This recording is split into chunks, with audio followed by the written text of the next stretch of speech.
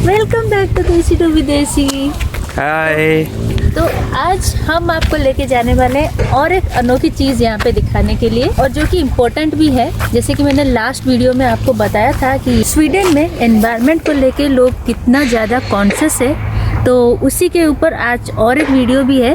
जो लास्ट वाला वीडियो था वो था रीयूजिंग ऑफ प्रोडक्ट्स, पर आज के वीडियो में हम आपको दिखाने वाले हैं रिसाइकलिंग ऑफ प्रोडक्ट्स।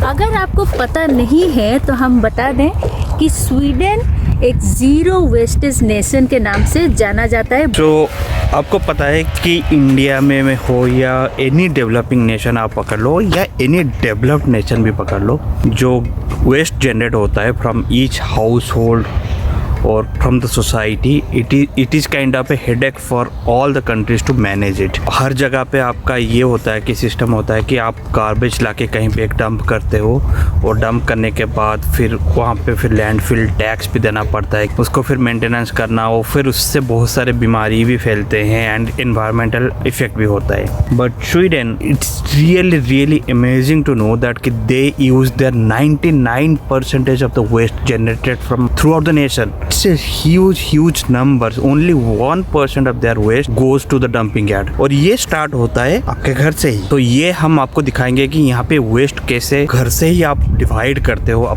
तो यहाँ पे जनरली क्या होता है, हर सोसाइटी के बाहर एक प्रॉपर गार्बेज एरिया होता है, जहाँ पे सेपरेट बॉक्सेस रखा जाता है और आपको चीजों को छांट के उन जगह में डंप करना होता है। तो चलिए हम आपको दिखाते हैं ये कैसे होता है और यहाँ पे सोसाइटी में लोग इसको कैसे फॉलो कर रहे हैं। तो इसके लिए हम लोगों को जाना पड़ेगा डस्टबिन एरिया।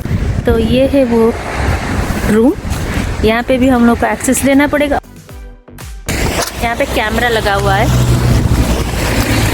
कोई हम लोग का गार्बेज वगैरह अगर चोरी करके ले गया तो बहुत ही ज़्यादा इम्पोर्टेंट चीज़ हम लोग का चोरी हो जाएगा। ये देखिए पूरा एरिया, यहाँ पे पेपर वगैरह फेंकने के लिए है, सिंबल्स दिया हुआ है,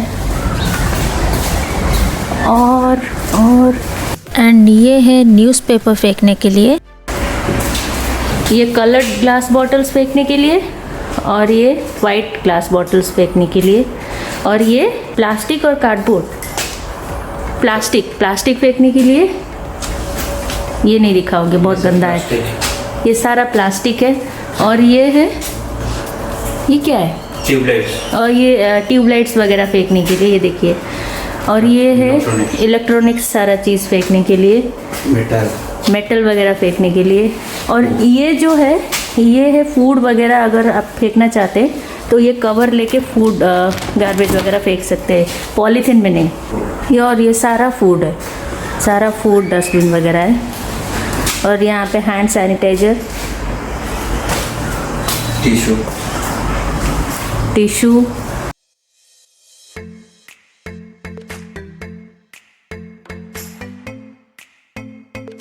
So they have done a lot of segregation in waste and most of the places आप कहीं पे भी घूमने के लिए जाइए, पार्क जाइए या कहीं पे भी जाइए, आपको 3 तरीके के बिन्स तो डेफिनेटली मिलेंगे। एक पेपर प्लास्टिक के लिए, और एक फूड पार्टिकल्स के लिए, और एक अदर्स के लिए। हर 50 मीटर में एक बिन मिल जाएगा। When you move, walk, you don't have to throw anything on the road. 99% जो रीयूज कर लेते हैं, so उसमें से 47% जो रिसाइकलेबल, तो रिसाइकल कर लेते हैं और उसको फिर से दोबारा आज प्रोडक्ट मार्केट में अवेलेबल हो जाता है। हाँ, और इसका एक बेस्ट एग्जांपल आप देख सकते हो मेरे इंस्टाग्राम में, जो मैंने एक फ़ोटो लगाया था कॉफ़ी कप का, और उसमें लिखा हुआ है कि ये शुगर का जो वेस्ट पार्टिकल्स है उसमें बनाया गया है, और ये भी 100% रिसाइकल हो सकता है। और ऑलमोस्ट 52% जो होता है वेस्ट, उससे क्या करते हैं, स्वीडन का एक बड़ा सा प्रोग्राम है WTE, वेस्ट टू एनर्जी। सो उससे वो एनर्जी जनरेट करते हैं। एनर्जी मतलब पावर जनरेट करते हैं to give power, electricity to the society.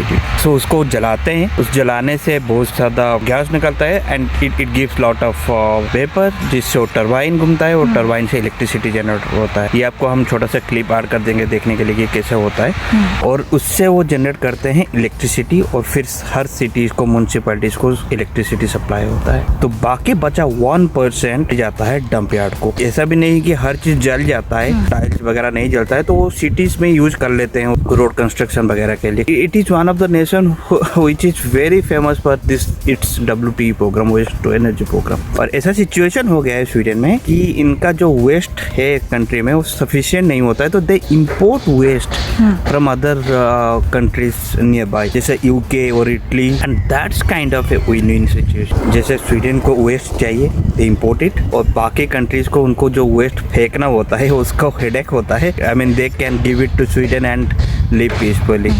और इससे क्या होता है कि companies they generate revenues out of that one, they sell it to Sweden and Sweden uses it to generate its electricity. So it's a win-win situation for all the countries, and this is really amazing, and I feel this kind of program should be followed by throughout the world. यहाँ पे ये होता है कि बोतल का price, आप जैसे कोक खरीदते हो या बड़ा वाला खरीदो या कैन खरीदो, तो आप वो बोतल का प्राइस आप उसमें इंक्लूडेड होता है. मान लीजिए कोक 10 करोना का है, अगर आप वो बोतल को वापस करते हो तो आपको 1 करोना वापस मिल जाता है. सो ये सोसाइटी इन्होंने ऐसे किया है क्योंकि लोग इसको फिर इधर उधर ना फेंके. I mean this can lead to some people's livelihood also. They can generate their money for survival also, and lot of people do that one also. I mean अगर आपको it's kind of collecting, recycling, reusing and making the society clean. और अगर आप नहीं करते हो तो आपने ऑलरेडी उसका प्राइस पे किया हुआ है, तो that is a loss for you. So बहुत सारे स्टेप्स ऐसे हैं जो गवर्नमेंट ने लिया हुआ है, और लोग भी बहुत सेंसिबल है, क्योंकि गवर्नमेंट तो बीन्स बना सकता है कि ये आप यहाँ पे डालो, वो यहाँ पे डालो.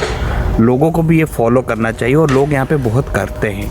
मैंने बहुत कम देखा होगा कि किसी ने शायद ये गलती से भी हो सकता है, लेकिन बिन में किसी ने फूड वाला लेके प्लास्टिक में डाल दिया, वो प्लास्टिक लेके फूड में डाल दिया. वो they support their government support the people, they generate revenue for the country, they generate employment from the country, and they make the environment clean, neat and clean. That's the very important thing. और मुझे लगता है कि India जैसे country हो गया या Asia Pacific जैसे कहीं पे भी आप जाइए जहाँ पे पॉपुलेशन बहुत ज़्यादा है, जैसे India, Pakistan, Bangladesh, these are countries, developing countries. This is also one way of generating electricity. See, the thing is, ये सारी चीज़ें हमारे कंट्री में ऑलरेडी स्टार्ट हो चुका है कि वेस्ट प्रोडक्ट को आप सेपरेट करो. पर प्रॉब्लम ये है कि अकेला एक गवर्नमेंट नहीं कर सकता, या तो अकेला कोई एक सिंगल पर्सन भी नहीं कर सकते. आपको थोड़ा सा रिस्पॉन्सिबल होना पड़ेगा, कोलैबोरेटिव एंड कलेक्टिव होना चाहिए. और ये जो चीज़ें हैं ना, हमें घर से ही स्टार्ट करना पड़ेगा. जैसे यहाँ पे भी घर से ही स्टार्ट होता है. घर पे भी हम लोग ना डिफरेंट डस्टबिन बना के रखे हर चीज़ों के लिए, और उसको हम लोग लेके बाहर डंप करते हैं जहाँ पे उसको डालना हो. और स्कूल्स वगैरह में यहाँ पे भी टीचिंग प्रोग्राम में इसको ऐड किया गया है. बच्चों को सिखाया जाता है कि आपके घर में अगर कोई कैंस वगैरह है, ये उसको लाओ, हम लोग उसको बेचेंगे, और स्कूल्स के लिए कुछ खिलौने वगैरह खरीदेंगे या कुछ पौधे वगैरह खरीदेंगे. तो ये एक अच्छा चीज़ है. तो बस ये एक चीज़ था, हमें आपको दिखाना था. तो आपको अगर वीडियो अच्छा लगा है तो लाइक कीजिएगा, कमेंट कीजिएगा, और हमें बताइएगा आपको कैसा लगा आज का वीडियो. और अगर आप हमारे चैनल में नए हैं तो प्लीज़ सब्सक्राइब कीजिए. सब्सक्राइब करने के बाद बेल आइकॉन में ऑल सिलेक्ट कीजिए. सब्सक्राइब करना मत भूलिए. जल्दी हमें 1000 सब्सक्राइबर में पहुंचाइए. हम लोग आपको मिलते हैं और एक नए वीडियो में कुछ एक नए इन्फॉर्मेशन के साथ. तब तक के लिए कीप वॉचिंग एंड लविंग देसी टू विदेशी.